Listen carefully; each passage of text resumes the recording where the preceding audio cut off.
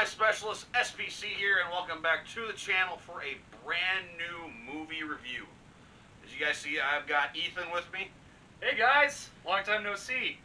So, we just got done watching Train to Busan.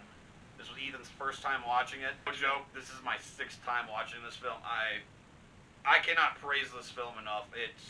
It's so good. It is. So guys, we will be talking spoilers as well, so if you guys have not seen this, make sure you guys head on over to Netflix, check out the film. Yeah, don't watch this, because we are going to go in depth. But Ethan, since this was your first time watching Train to Busan, what did you think? Well, normally I'm not into the whole, because my taste, it's all or nothing, and zombies have been such a cliche these days. You got that right. I haven't even seen World War Z. I know you've seen it, but that's a different topic. But I gotta admit, I think the reason I've not been into zombie movies lately is because all the American-made ones are shit. They are, in my personal opinion. At least the ones in modern cinema history. I'm not talking maybe Night of the Living Dead, which took place in 1960 something. 1964. 1964. But this one, I gotta admit, the big difference with this film is that it had very minimal CGI, and everything was mostly makeup and special effects, which I guess that could be considered CGI too. But it was very minimal, and it was very, what's the word to describe? It was hardly noticeable, to put it simply. So I have to admit, it was very emotional. It was fantastic. Like Austin, I might watch it more than once. So I may watch it tomorrow. I may watch it the next week. We'll see. But like him, I might only watch it maybe once a month. Because when you watch it more than once a month, then it turns into you're not as into it as you would. You'll be noticing more of the things that might have problems. Exactly, yeah. You might be paying attention to that more. And of course, obviously, I already said it, but I consider this to be literally a 5-star movie. I just love everything about it, the mood, the atmosphere, the characters. So the storyline is phenomenal.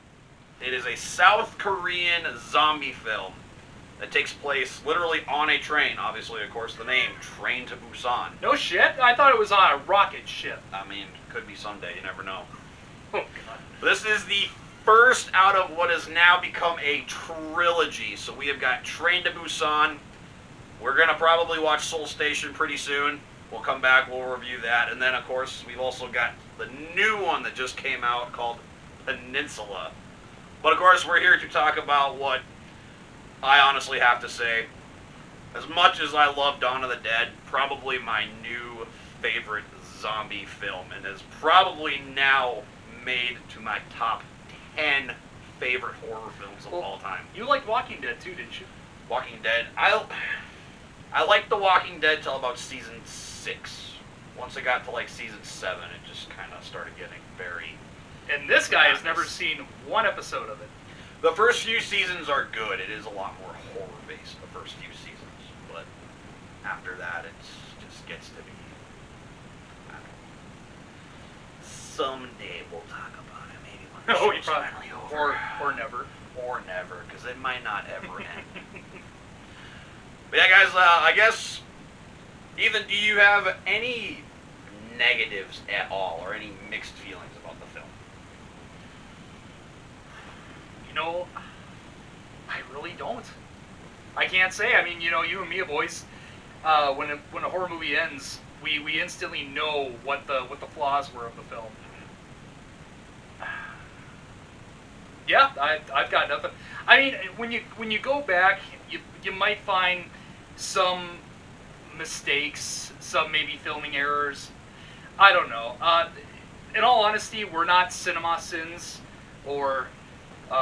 We're not movie critics. We're not movie critics. We're not any of We're not trying to be. Yeah, we're not any of the big because channels. We also don't want to come off. The thing with critics, though, is you got to remember is we try not to go down that route because we could probably never do any better. So we just sit here and talk about it. I guess in a way we do critique, but that doesn't mean, we could go out and make a movie any better. But for flaws or anything, no, I can't really think of anything. The plot was really set. The only thing I couldn't remember was the characters' names. That is a little hard. Obviously, I only know the little girl. Her name is Suon. She, honestly, in my honest opinion, probably the best actor in the entire film. The children actor of in recent years. Mm-hmm. Anyway. And then there's the main guy. His name is Sakwu. His name Sakwu. Yeah, Seok. And then the pregnant lady, I think her name is Seong Young. Something like that. Yeah, we're not good with these We're not. names, but Sorry. we're gonna try. But no, like, for those of you guys who did watch our top 10 horror film list, if not, I'll link it up above. You guys can check that out. You guys know one of my guilty pleasures when it comes to horror films are more like the isolated incidences. 80 to 85% of this film takes place on this train. And honestly, it works. It works better for me than a house because it's just so much more isolated. Isolated, claustrophobic. Yeah. And especially, too, like, it happens a lot in the film. People are trying to run and get away from the zombies. Where are you going to run? You're on a train. You're literally pushing through people. You can't get through, and it's just... Yeah, the atmosphere is against you in this film. Whereas in a house, you definitely would have a better chance out in the streets. That's what I hate about the American zombie movies, because you have all this room to get away, and yet they always trip and every single time get eaten by the zombies. And see, one of the things I really thought was going to bother me when I first saw this film, because it's kind of one of my little flaws about Dawn of the Dead, are the zombies running. But in this film, it adds to the terror so much more than it should. But I even looked at it too a weird way now. Like, after you first die, you're still kind of freshly human in a weird way. So you can still run. You still got that, how can I word it, the stamina and stuff to run. And maybe over time, then you start turning more like Walking Dead zombies. And even too, the transformation into the zombie after people get bit and die, it's literally like that. Like, literally. Especially the girl at the beginning of the film when she first gets onto the train. Well, you have to get bit in the neck first, instant. Yeah, you have to get bit in the neck in order to actually die. Transform. Yeah. Where there's a bunch of people in the film, they either get bit in the leg or they get bit on the hand, and it's more of a slower transformation. Right. It takes about maybe 20 minutes. Yep, if that. I mean, there was the big buff guy. He got bit in the hand, and maybe took 2 to 3 minutes for him to turn. Yeah. Where, like, you get bit in the neck, it's obviously going to be right there. It's going to just destroy your brain, and that's going to be it. And I gotta admit, the people that were acting as zombies were fantastic. I mean, there was just a bunch of seizing out and running, and the teeth and the eyes were just so... Man, I mean, it did look like something if we ever did have a zombie apocalypse, which, knock on wood, we don't. But that's something that, if we ever did, it would look kind of something like that. That's my estimation. My guess. Predicament.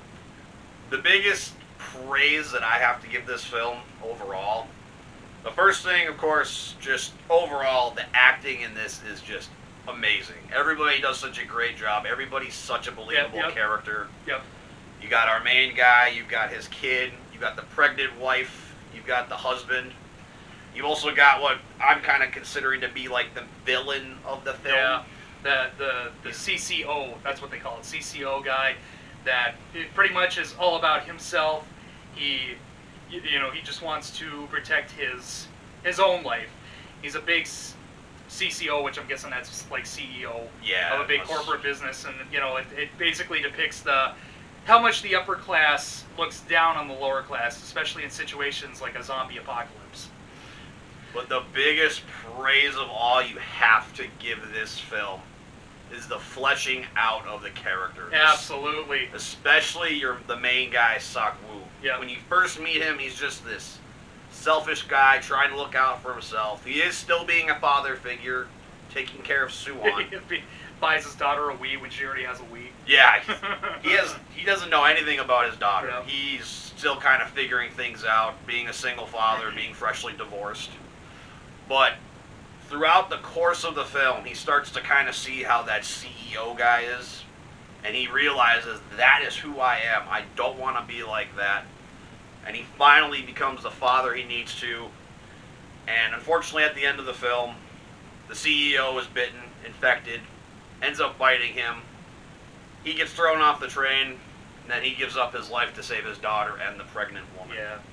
And it's sad as he's slowly transforming. I mean, he's still got life in him, but he's a zombie, and he's smiling about when he held her the first time as a child, as a baby.